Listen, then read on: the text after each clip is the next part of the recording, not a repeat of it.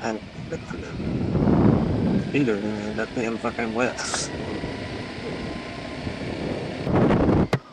It's unfortunate, but it is what it is.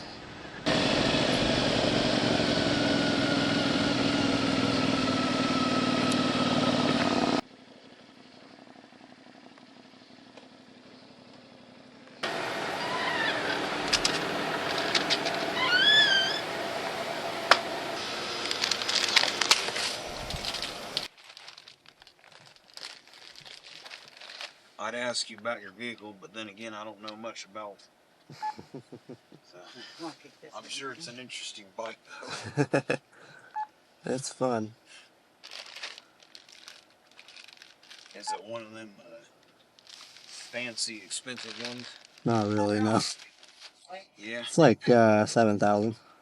Yeah, that's up there. Or that's close to driving as I've got. Never had one once. I'm good on the receipt. I appreciate it. Thank you.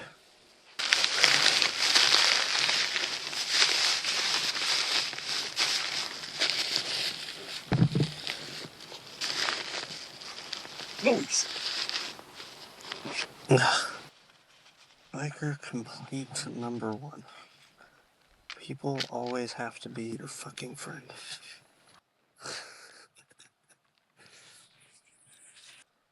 Rough times, rough times.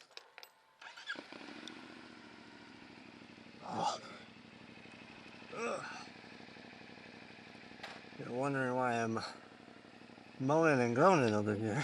I'm carrying a heavy ass backpack. I got all kind of work shit in it, plus a change of clothes since it's raining. Yeah. So, I got my dinner. I work overnight, so I'm gonna be quite there for quite a while.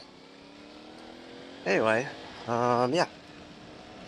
I figured I would get out and about, even though it's pouring rain, before I go to work. Because my wife and kids are at a movie, so I had like 2.5 hours before I had to go to work, just to kind of do whatever I wanted. So, figured I would ride in the rain, ride the storm a little bit today, and try to film another YouTube video. And topic I picked today, wanted to talk about a little bit more about my past and myself. I mentioned before in like the introduction video and everything that I am into music, and figured I should talk about that some.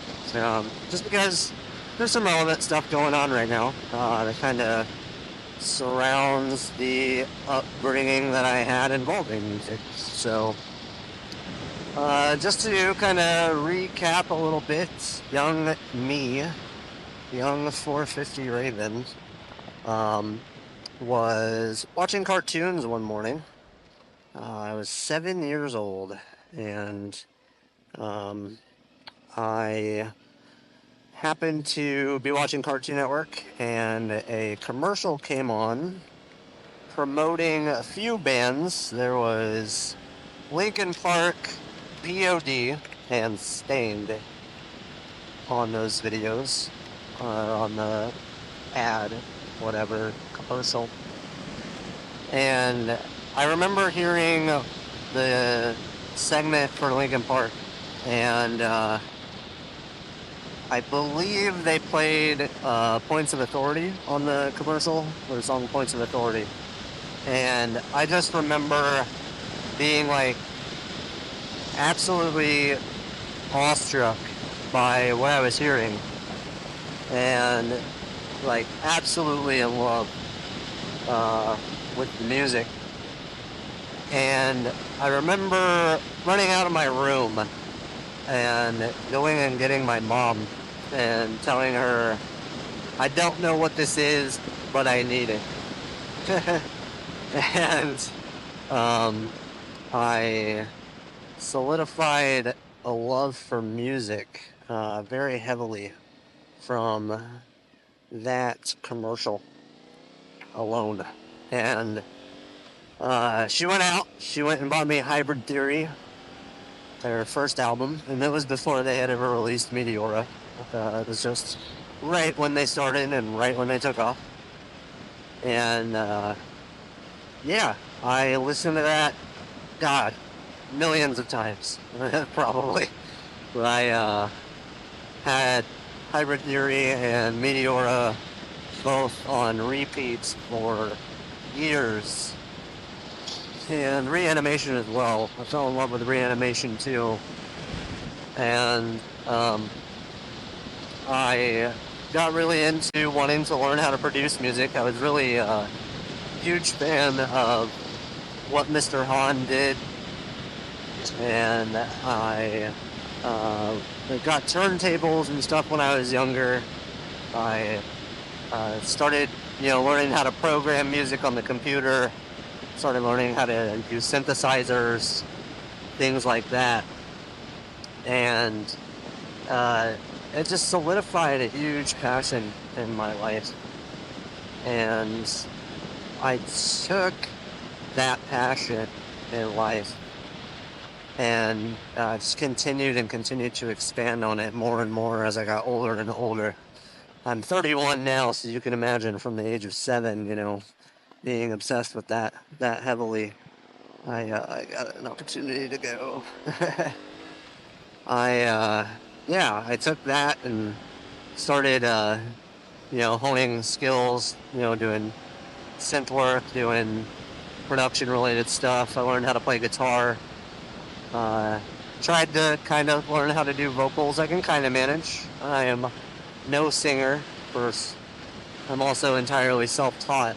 I've taken like 2 music lessons in my whole life. And I wish I had the opportunity to take more now as an adult. I just have like a million responsibilities and find a million reasons to put it off and all that. But that love for music took me places, I been to many, many, many concerts, many, many, many festivals. So many I don't even remember all the bands that I've seen. I don't even really remember all the bands that I've met at this point and talked to and, had conversation with or socialized with over the years. But so many bumps.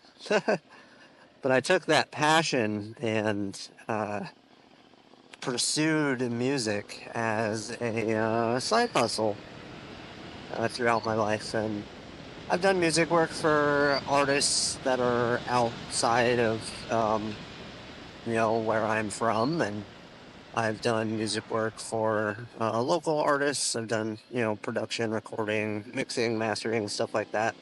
Stuff that I've learned over the years. And taken that passion and I've earned some money out of it before over the years. Can't say I've earned a lot, but it's been, lucrative enough for for what it is. I never really wanted that. I guess like a lot of people get into music for that.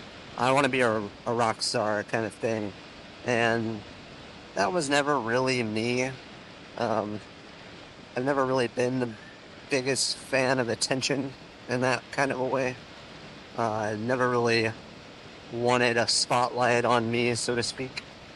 I always kind of grew up with a target on my back for a lot of parents and other kids, just to be like, hey, don't socialize with that person. They're, not the prime example of someone you want to hang around, even though the only thing that really separated me from everyone else was just the things that I enjoyed, like artistically and fashion wise and musically and stuff like that. So I had a lot of like unfair treatment and shit growing up, as far as peers and all that stuff.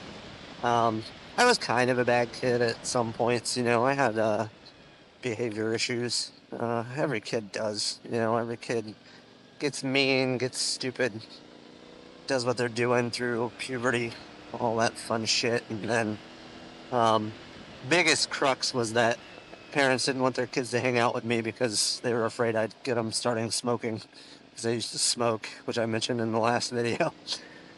But outside of those two issues, I was very well mannered, still very well mannered, very grateful for people who, um, do things for me and things of that nature. And I do my best to keep my head on my shoulders and be responsible and do right by people.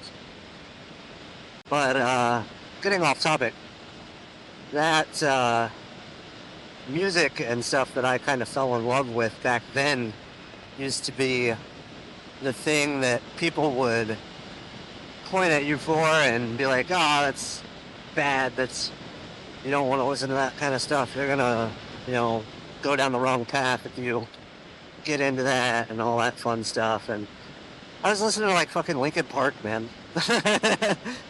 People nowadays, like, Linkin Park's mainstream radio has been for a very long time, and cult following. Pretty much all the 90s kids, know who they are, listen to them on a regular basis and stuff like that. And I fell out of love hard for them, man. They were that first, like, disappointment for me.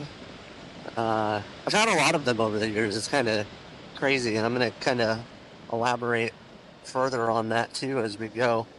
But something just hit my foot, and I don't know if it was something off of my bag or what. It was weird. Something out of my pocket.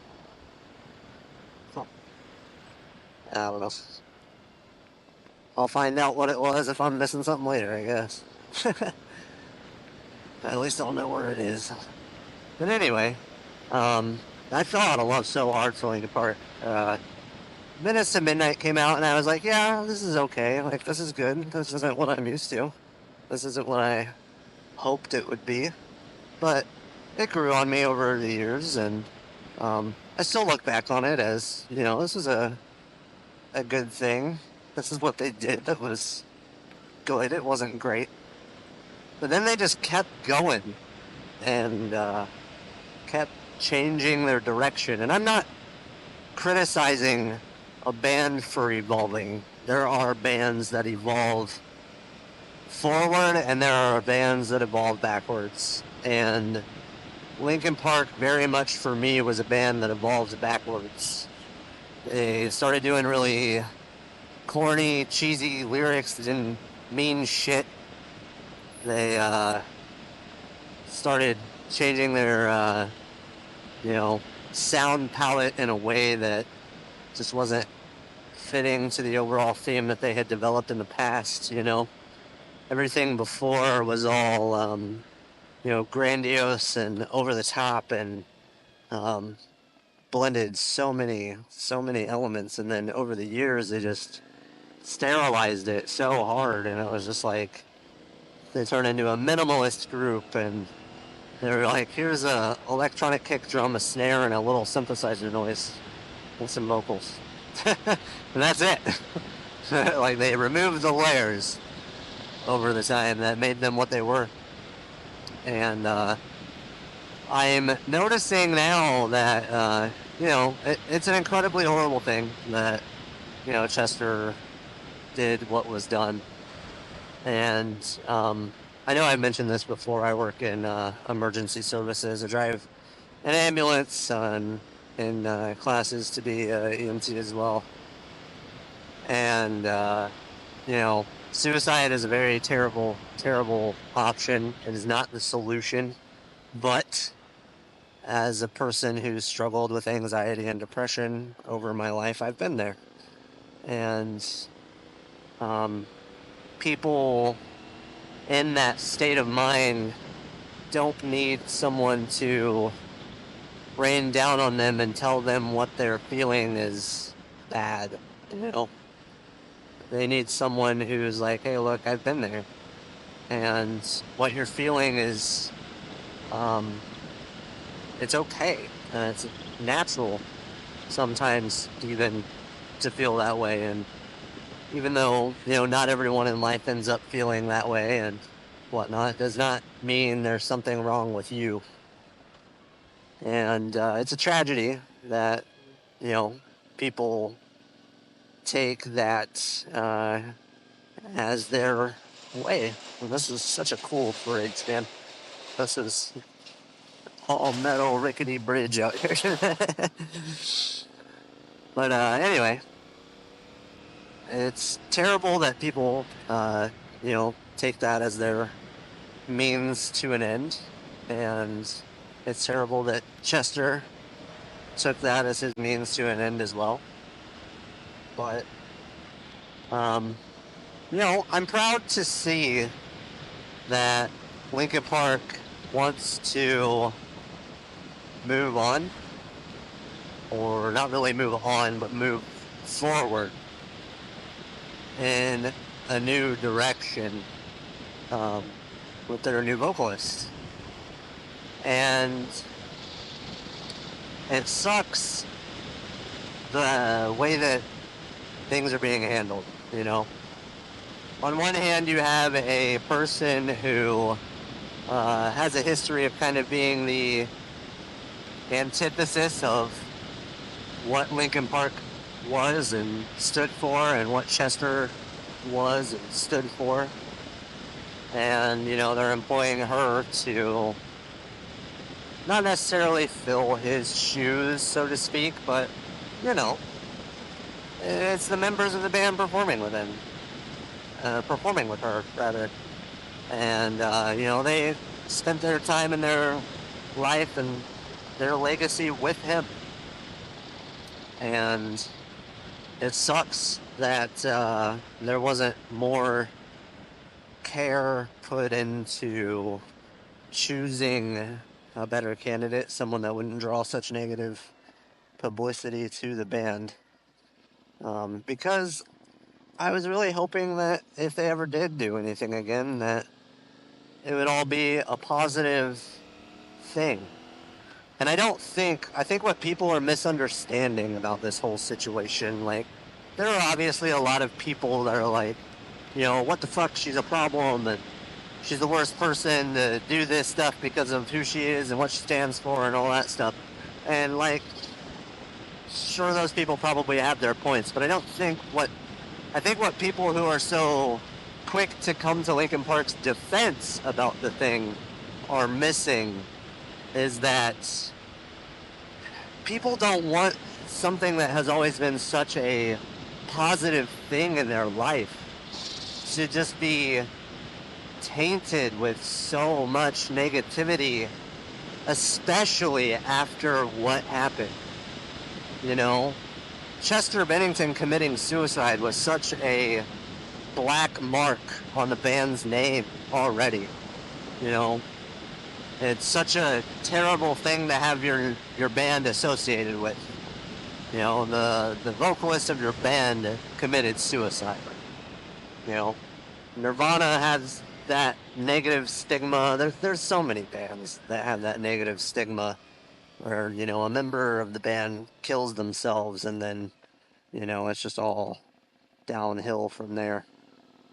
And I think what people really just wanted was for, if Linkin Park was to do something again, if Mike Shinoda and everybody wanted to get back together again and do something, that they would do something special and do something with nothing but pure intentions and do everything they could to only have a positive light shown on them and to do everything they could to keep the band and the project to be all about just kind of honoring that life that they had all built together and progressing forward with music in nothing but an extremely positive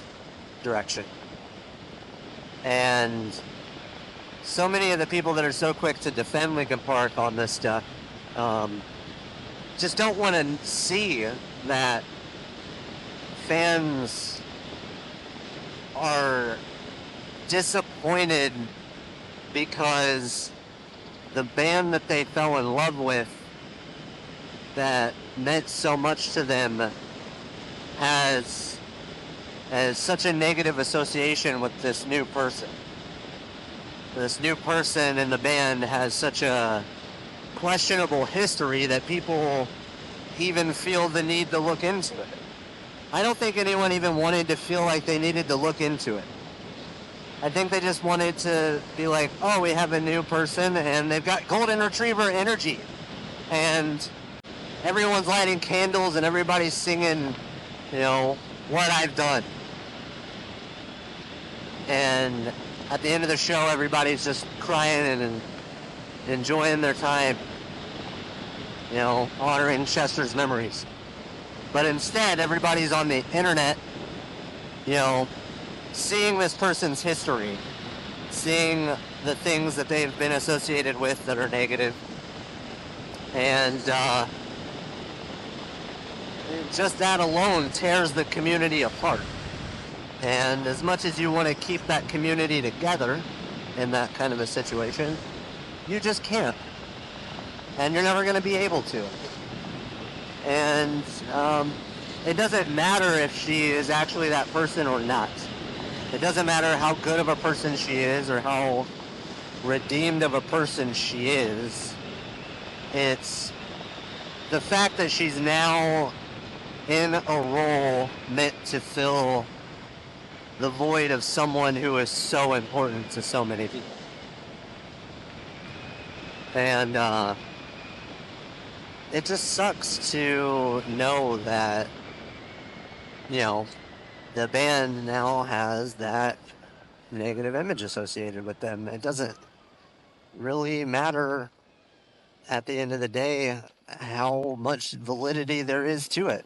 It's just sad and disappointing, no matter how you look at it, for a lot of people. And myself, I'm one of those included. Like, I wanted Linkin Park to get back together and push forward and do something special to honor, the life they've built as a band and, the past they've had as a band.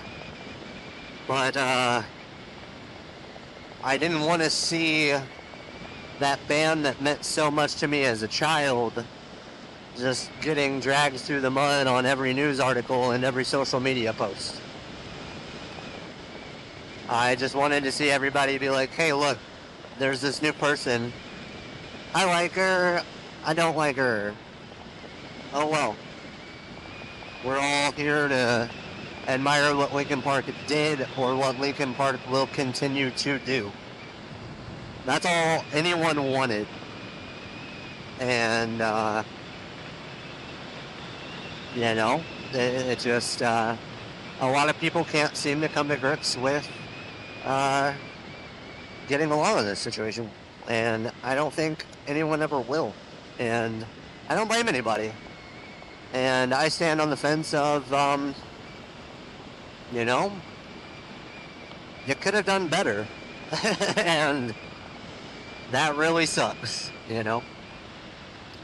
But not the first disappointment in my life as far as music goes.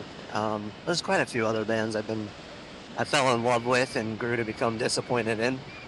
But there's also a lot of bands that I didn't used to really enjoy all that much, but became absolutely incredible in my mind. Just absolutely phenomenal. North Lane, wow. North Lane is my favorite band. I will throw that out there right now. North Lane is my favorite band. And absolutely love them. Absolutely love what they do. Marcus is ungodly talented as a vocalist. John and Josh, incredible guitar players and songwriters. Nick Pedersen, just absolutely fucking insane drummer. Just on a whole other level. of capability as a percussionist. And wow, I heard them with their original vocalist. I can't remember his name, to be honest with you. And I didn't really like them then. It wasn't really my thing. I was into the whole gent genre and progressive stuff. I was really into it uh, around the time that Northlane started to blow up, even. And I just didn't like them back then. And over time, I even heard when Marcus first got into the band, and still didn't really like him. Didn't really like them as a band then. And yeah, I was like, yeah, whatever. They're a band. I don't like them that much. Not my thing. Never really listened to them at all. And then I started listening to Sleep Token around the time Sleep Token first came out with their second album. So before they blew up as much as they did, they're also an incredible band in my like top 10. But I got really fond of them, and they toured with Northlane, and I started checking Northlane out a little more. They came out with their album Alien, and I remember the first time I heard Details Matter. I was just absolutely fucking blown away. I was like, what the hell? This is incredible. This is music on another level that I've never heard before. And I was a big fan of the Doom soundtrack. Mick Gordon is an incredible songwriter as well. And I fell in love with the Doom soundtrack. And Northlane like took that heaviness and the compression from Doom and just cranked it up to fucking 15. I was just like absolutely blown away. I listened to Alien on repeat for constantly. I still listen to Alien on repeat constantly. Obsidian has come out now, and Obsidian is incredible too. I listen to Obsidian on repeat, and the Dante EP also is really solid. It's a bit of a miss for me on the song Craft. Craft is just a hard no for me. It's just not my thing. But the rest of the EP as a whole is awesome. Like 10 out of 10. Great. Love it. And that's an example of a band that blew up and did right. They kept pushing a new direction and kept evolving into a better and better them. And as I went back in time, I started to fall in love with the stuff that Marcus did in the past too. Note is an incredible album, absolutely incredible. As is Mesmer. Both of them are just absolutely fucking insane. And there were things that I just didn't really give my time to because at the time I didn't appreciate the mixes and the directions they were going. And I don't really regret feeling that way. I'm glad that I fell in love with them when I did and how I did. And I'm grateful that I fell in love and out of love with with other bands like Linkin Park and stuff like that in the ways that I did.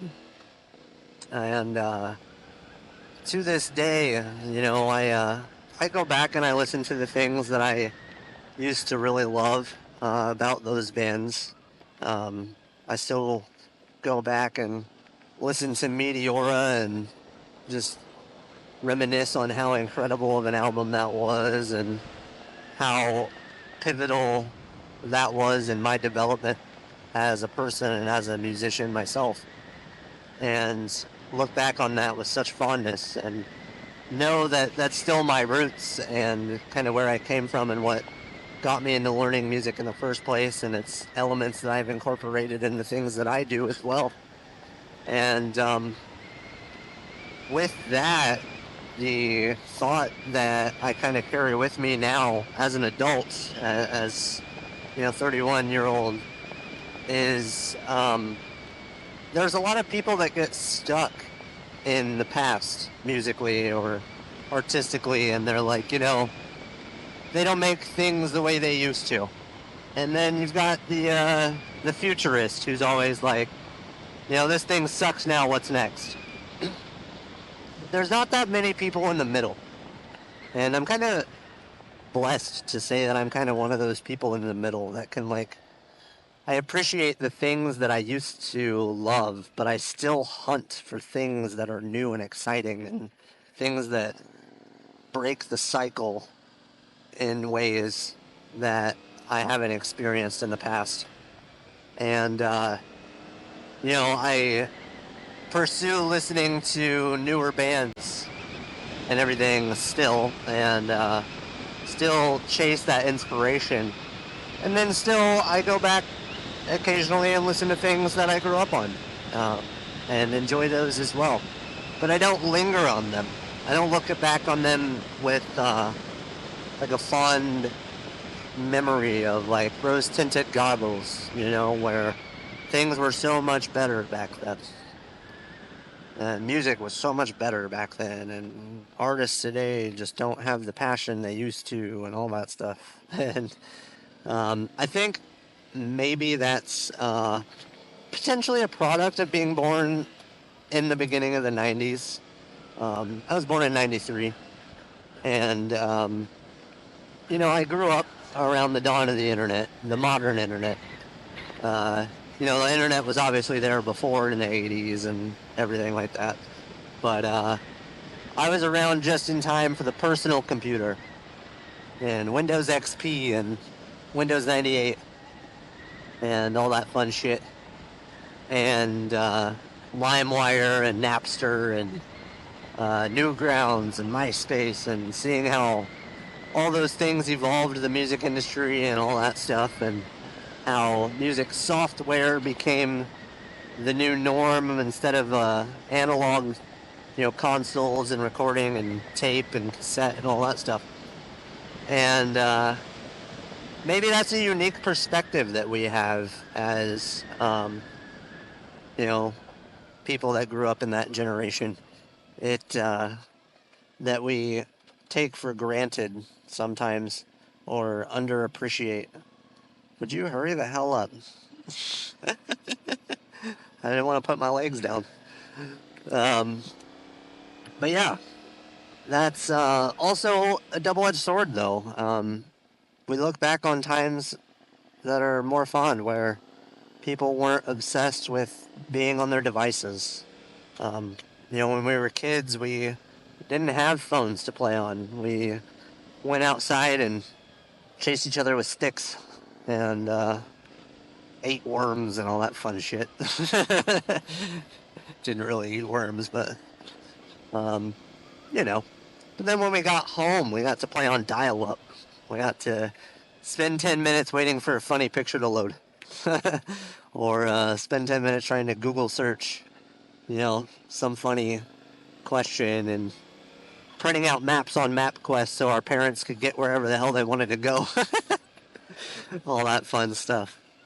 And that's an underappreciated viewpoint, I think, that people don't really see in us, is that we are able to see the best of the future, the worst of the future, the best of the past, and the worst of the past. And I think that's why millennials specifically just get shit on so much, because a lot of us know what could be better, what should be better, and what's just not working and what used to work that doesn't work anymore. Things like that.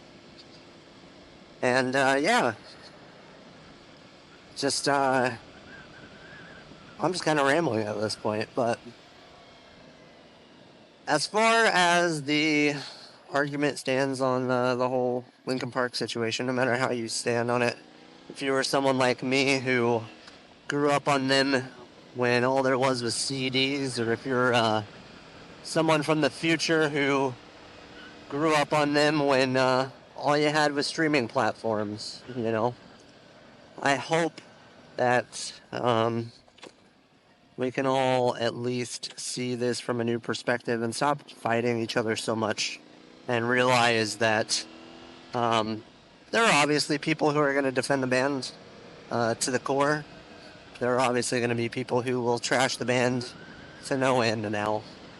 But the reason the middle crowd that makes up the majority of things is so disappointed is just because all we wanted was just for them to be on stage and for us to not have to read shitty articles and for us not to have to see, this new vocalist's name in the limelight for any kind of a negative reason. So, with that said, um, love each other a little more. Be kinder to one another. Uh, Quit hating on each other so damn much. And just realize that there are different perspectives out there. And no matter what you do, those perspectives are not going to change. So, instead of instigating negativity because of those perspectives, and there are a few friends of mine that I'm talking to in this situation, instead of trying to instigate negativity in this situation, just see it for what it is and realize that it doesn't matter how much you love them. Everyone is just disappointed. Or a lot of people, rather. I can't obviously say everyone, but a lot of people are really just disappointed. Nothing more, nothing less. And, there are better things to look into in life. Anyways, there's better things to waste your energy on talking about. Who gives a shit about all that stuff? Who cares what other people are doing? Focus on what you can do to make your day better.